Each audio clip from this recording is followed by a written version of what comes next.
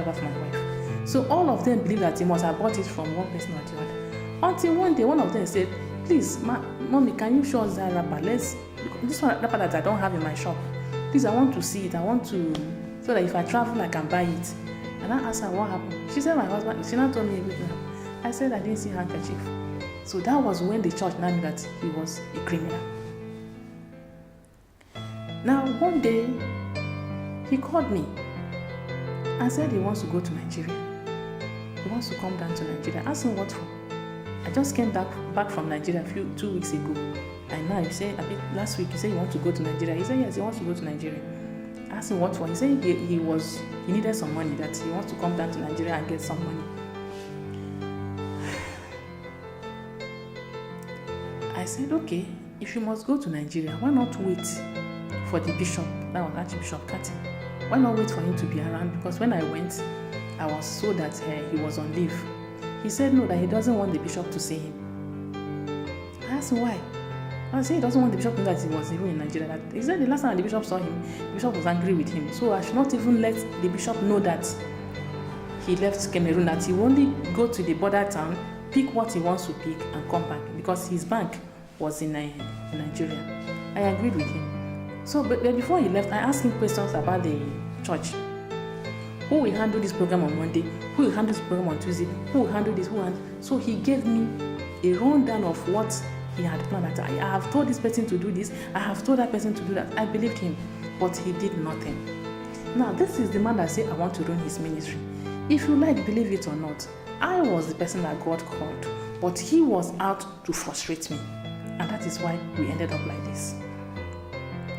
Because I was into the administration of the church as though I was being paid.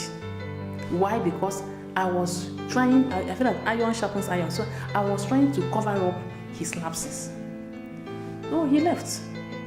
On Tuesday, I would normally have midweek service there. I didn't go because the work in the house was too much for me, so I couldn't attend. Then on Saturday, that was the next program, which was confirmation class. Nobody came to handle the confirmation class, but he told me that one brother Austin, that has informed him he has asked him to come and handle the class, confirmation class. I'm a lay reader. He can as well ask me to do it, but because he doesn't want me to do the work, so that he can always claim that I wasn't doing it, so I kept calm. That Saturday, Brother Austin didn't come. So the confirmation candidates came to me and said, Mommy, should we go? What of father? I said, please wait. Wait. And I hate seeing children loitering about in the church premises, because they are supposed to help their children, their parents at home, and they could get injured. So I now said, no, you should wait. At about 7 p.m, I said, okay, you can go, no problem. They left. They said, hope he will not mark them down. I said, no, at least you can write your name down. When you come out, say, okay, you can. So a few days after about 1 hour, one of the lay readers came, said he wants the order of service. I asked him, I said my husband didn't leave any order of service. So he was not happy. He said, how can he travel without leaving any order of service with you? I said, he must be on his way back. You know, he told me that he was only going to the border town to get money and come back. So if since he left on Tuesday, I should be expecting him on Wednesday evening or early hours of Thursday. But nothing, I didn't see him, neither did he call me. So the man asked me, did he call you? I said, no, he has not called. So the man was now asking, why would he not leave order of service? How does he want the church to be handled today? I was making excuses for him. I said, he must be on his way. So he didn't leave any order of service because he felt he would be back before service tomorrow. So the man asked me, how can you say that he should be back? He can be back before Sunday service tomorrow. I said, because he only went to the border town. He won't even get to Nigeria. The man sat back and said, he didn't get to Nigeria. I said, yes. What he told me was that he wants to go and get something from the border town and come back. He said, no, madam, there's no way he can come back today. I said, no. He said that, do you know what it means to go and see the bishop? I said, no, he didn't go to see the bishop. He said, how? I said, the bishop is not in the country, or the bishop was not in the country. So, I just came back from Nigeria. Bishop wasn't in the country, so there was no way he would be going to see the bishop. The man said, thank you, madam, and he left. The next day, I went to church. He wasn't still back. So the PCC and the leaders, they rally around, improvised order of service, and the service took place. So all the members of the PCC were asking me, what of your husband? It's like the bishop is delaying him. I said, no, the bishop is not in the country, so there's no way the bishop can be delaying him. In fact, I'm expecting him any moment from now. So they were now asking me. I didn't understand why they were asking me until much, much later. Now, he was the only pastor there. There was no curate except the lay readers. And you are going to be away for that long. You cannot even confide in your wife. Your grace, the pastor that all of you are defending, you felt he is one of you, so you must defend him at the detriment of the children and I. He left the church for 3 Sundays. So it was on Saturday that will make it the 4th Sunday that he came back. He didn't communicate with me, neither did he communicate with anybody. Now, somebody who has unction, somebody who has love for what he was doing, can you leave your church bare for 3 Sundays? But because he felt that Archbishop Kati was solidly behind him, he can do anything and get away with it, so nothing happened. But I was thinking that if the leadership of the church, if the bishop should hear it, it will not go down well with him. So I was busy overworking myself, trying to protect something that does not need to be protected. So he came back that Saturday night at about 3 a.m. I welcomed him. So throughout Saturday, I was expecting that he should call the PCC members and apologize to them for being away for so long, but he didn't. So on Sunday morning, being first fruit harvest, we all went to church. Now this is how the service went. In that church, any offering you took first, in fact, the church offering that you take first is always more than, the proceed is always more than any other offering you will take. So when it was, everybody have known that it's time for you take offering first. So the conductor announced, band gave us choruses for offering. So we all stood up with our offering in our hands. My husband took mic and spoke over the music. This is Thanksgiving. We were going for offering, but he announced that it was Thanksgiving. So nobody can sit down and say, I want to change my offering. We're already putting our offerings in our hands. So we all danced, drop offering that he called Thanksgiving. When we dropped that, the warden carried the offering as it's been done and gave to him, for him to pray and give it back to him for counting. But he carried the offering and dropped it on the communion table and announced offering. So he changed it immediately. Thanksgiving first now, then offering second, which was going to give the church nothing but in fact nothing. So when the warden gave him the offering and was standing there, hoping that he would bring the offering back, he didn't bring it. When the man got tired of standing, he left.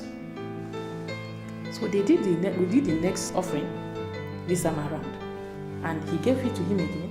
He prayed and gave him that one. Then the one that was much, he kept it there and told us, when I was in the congregation, I said, go and read your Bible. Every first fruit belongs to the priest. Your grace, if that were to be your home church, will you allow such a priest to remain? That was why the church said they were tired. And they began to write. They began to agitate, he must leave, he must leave. Already, before he left for that trip, he told the PCC that the bishop sent for him. It was urgent. So the PCC gave him money to travel.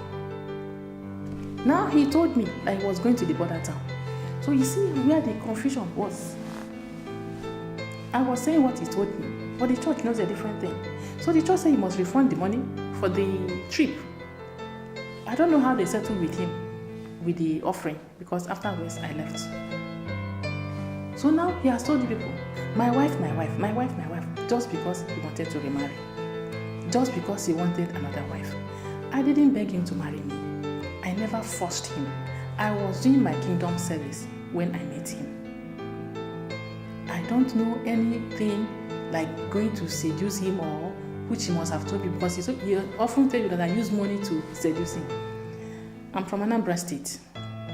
Every Anambra woman will want to make something good out of her husband.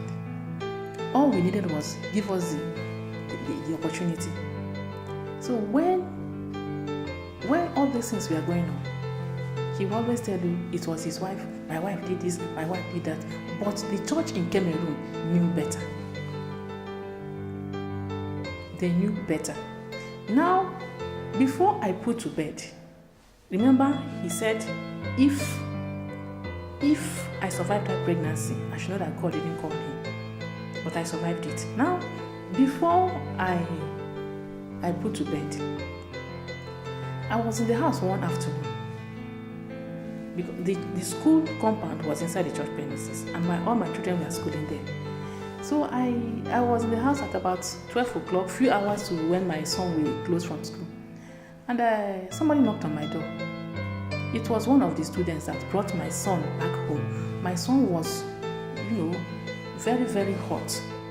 I asked her what happened. She said she saw him sleeping outside the church, outside the school compound. My son was just by the fence, leaning on the wall, and was sleeping. So when this girl saw him, he brought him back home. My God fought my battles for me. I had no weapon of my own. I had no anything, but I wasn't even too prayerful. But God knows my heart, because my husband was using every means to eliminate. So when this lady brought the baby back home, my son was about 4 years, or going to 4 years, when this lady brought him back from school. So I asked the lady, where did he say he saw her leaning on the wall outside the school gate and was sleeping. So she has to wake my son up and brought him back home. I thanked the girl and she left. I petted my son and went to the classroom. Their teacher was a younger person than me. If I don't have any authority over the girl, I have an authority over her as an adult, as her senior, as a parent, as the pastor's wife, as the proprietor's wife. So I'm not supposed to be afraid of her. She's much, much younger than I am. So when I got to her class, I asked her, please, I want to take my son. Give me my son, Prosper. The lady began to panic. Hey, where is Prosper? Where is Prosper? The teacher was just noticing for the first time that my son was not in the class. This is a class where you have only 20 pupils, 10 desks, 2 on a desk. That means my son's desk was empty, but the teacher didn't notice. Is it possible? The school was, or the church was in a very busy street. No, how come since the break period when my son went out of the gate, nobody saw my son sleeping there? There's a shop facing the school.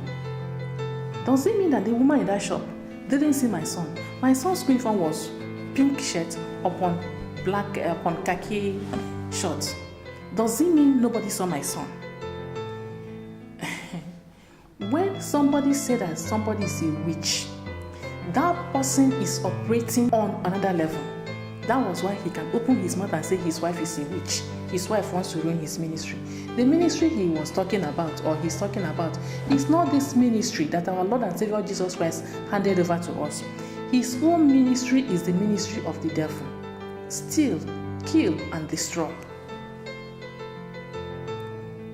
So when I asked the teacher said, where is Papa? I allowed her to finish acting. The gate was facing the classroom too.